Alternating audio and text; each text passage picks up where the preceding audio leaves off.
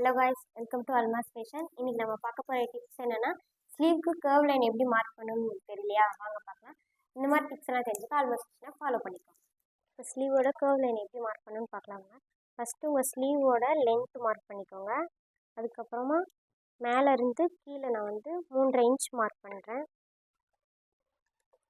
3.5 inch mark பண்ணிவிட்டு ஸ்ட்ரைட்டாக ஒரு கோடு போட்டுக்கிறேன்.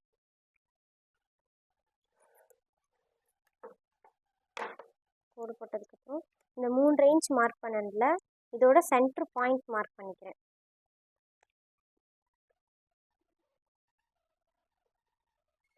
இதோட சென்டர் பாயிண்ட் மார்க் பண்ணி இங்கே ஒரு கோடு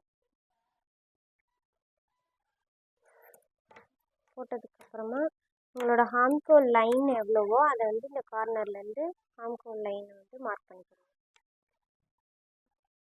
மார்க் பண்ணதுக்கப்புறம் எக்ஸ்ட்ரா மார்ஜின் 2 இன்ச்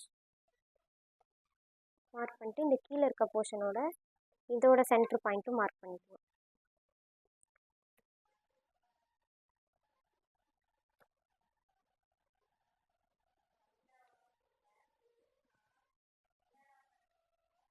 மார்க் பண்ணிட்டு இதோட சென்டர் பாயிண்ட் மார்க் பண்ணி ஸ்ட்ரைட்டாக ஒரு கோடு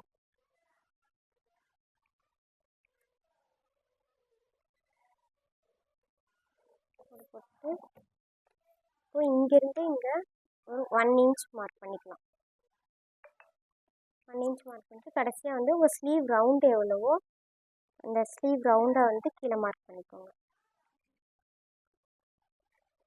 மார்க் பண்ணிட்டு இப்போ அழகாக கர்வ் நம்ம வரைச்சிக்கலாம்.